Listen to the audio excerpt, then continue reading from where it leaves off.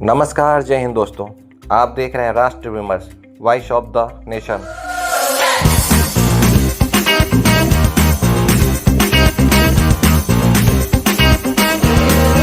Degree तो है पर नौकरी नहीं।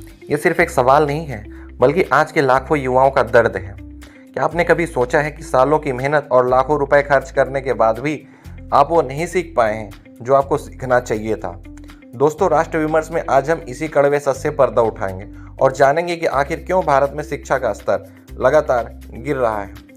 दोस्तों, यहाँ पर मैंने 10 रीजंस ऐड किए हैं। आपको कोई और रीज़न भी लगता है तो कमेंट बॉक्स में ज़रूर बताएं।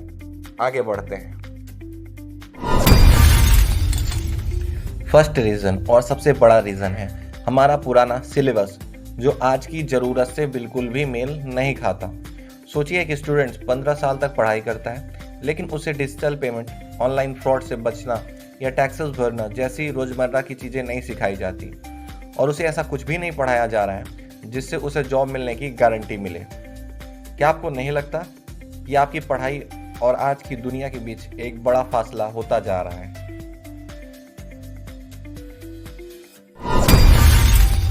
दूसरा कारण, सिर्फ रटने की आदत। हमारा एजुकेशन बच्चों को सिर्फ और सिर्फ रटना सिखाता है ताकि वो परीक्षा में अच्छे नंबर ला सकें। आज इंडस्ट्री में सिर्फ वही लोग सफल हो रहे हैं जिनमें क्रिटिकल थिंकिंग और क्रिएटिविटी है। क्या आप भी फील करते हैं कि आप सिर्फ एक रोबोट की तरह सवालों के जवाब दे रहे हैं, ना कि उन्हें समझ रहे हैं?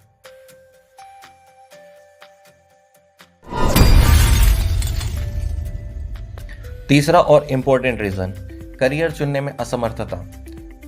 समाज और परिवार के दबाव में आकर स्टूडेंट्स उस रास्ते पर चल पड़ते हैं जो उनके फ्रेंड्स या पड़ोसियों ने चुने।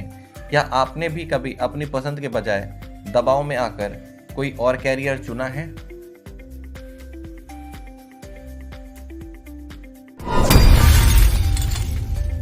चौथा कारण, खेल और शिक्षा को अलग अलग ट्रीट करना।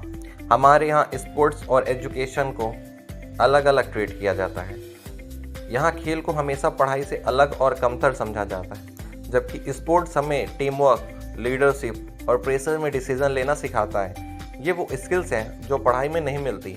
क्या आपको नहीं लगता कि खेल को पढ़ाई के साथ साथ उतना ही महत्व मिलना चाहिए?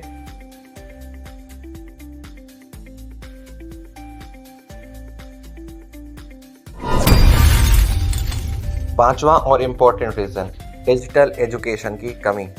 आज की दुनिया में जहां सब कुछ ऑनलाइन है, हमारी स्कूल और कॉलेजेस अभी भी पुराने तरीकों पर टिके हुए हैं। सोचिए एक छात्र जिसे ईमेल लिखना नहीं आता, ऑनलाइन रिसर्च करना नहीं आता या डिजिटल टूल्स का इस्तेमाल करना नहीं आता, वह कैसे नौकरी पाएगा? जबकि डिजिटल एजुकेशन से भारत के हर क्षेत्र में एजुकेशन को आसानी से और सस्ते तरीके से पहुंचाया जा सकता है।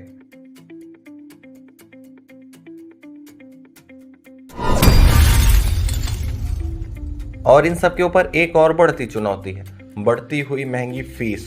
आज शिक्षा एक व्यापार बन गया है। स्कूल से लेकर कॉलेज तक फीस लगातार बढ़ रही है, जिसका एक मिडिल क्लास का बच्चा हाई क्वालिटी एजुकेशन से दूर होता जा रहा है। क्या आपको नहीं लगता कि अच्छी शिक्षा एक अधिकार होना चाहिए, ना कि सिर्फ अमीरों के लिए एक सुविधा? जिसमें एक मिडिल क्लास को इतनी महंगी फीस के कारण उसके अंदर टैलेंट है बट वो नॉलेज नहीं ले पा रहा है। क्यों?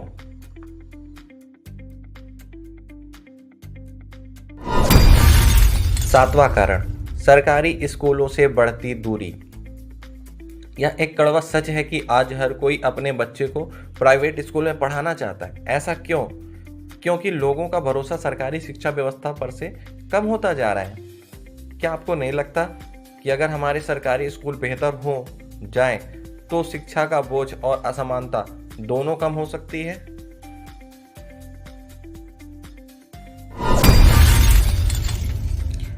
आठवां कारण, जो सबसे अहम भी है, शिक्षकों की गुणवत्ता और प्रशिक्षण की कमी। एक शिक्षक ही अच्छी शिक्षा की नींव रखता है, लेकिन आज हमारे ज़्यादातर शिक्षक खुद ही पुराने तरीकों से पढ़ा रहे हैं। आपको नहीं लगता कि अगर शिक्षक ही अपडेट नहीं होंगे तो छात्रों का भविष्य उज्जवल कैसे होगा? नौवां कारण, सिर्फ अंकों पर जोर। हमारी शिक्षा का पुराना ढांचा सिर्फ परीक्षा में अच्छे नंबर लाने पर ही टिका हुआ है। इस वजह से छात्र ज्ञान को समझने के बजाय सिर्फ परीक्षा के लिए तैयारी करते हैं और अच्छे नंबर लाने की कोशिश करते हैं। आपको नहीं लगता कि हमारी इस परीक्षा प्रणाली को बदलने की जरूरत है?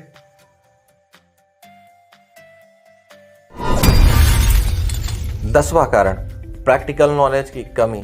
दोस्तों, हमारा एजुकेशन सिस्टम पूरी तरह से थ्योरी पर डिपेंडेंट है। दोस्तों, अगर छात्र सिर्फ किताबी ज्ञान लेकर बाहर निकलते हैं, सोचिए एक सॉफ्टवेयर इंजीनियरिंग का छात्र जिसने कभी कोड नहीं लिखा, एक सेल्स का छात्र जिसने कभी प्रोडक्ट्स नहीं बेचे हैं, अदर इंजीनियरिंग ब्रांचेस के स्टूडेंट्स जिसने कभी वो इक्विपमेंट्स नहीं देखे हैं कॉलेजेस में।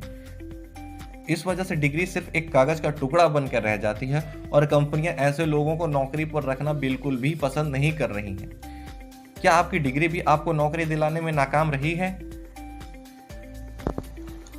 यह समस्याएं गंभीर हैं, लेकिन उम्मीदें अभी भी हमारे पास हैं। जरूरत है कि हम सब मिलकर एक नई दिशा में काम करें।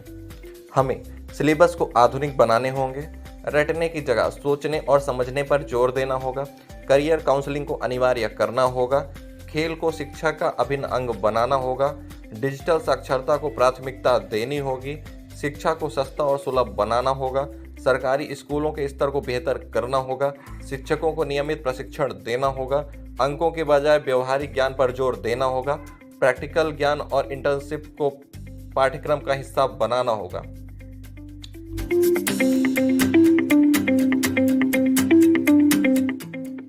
ये थे हमारी गिरती हुई शिक्षा व्यवस्था के कुछ रीजंस। अगर आपको और रीजंस लगते हैं तो उसे कमेंट्स बॉक्स में ज़रूर बताएं। और इसके अगले पार्ट में हम गिरती हुई शिक्षा से बढ़ती हुई बेरोजगारी के बारे में बात करेंगे। अगर वीडियो पसंद आया है तो वीडियो को लाइक करें, चैनल को सब्सक्राइब करें और वीडियो को अपने दोस्तों के साथ शेयर करें। तब तक के लिए अपना ख्याल रखें। नमस्कार, जय हिंद।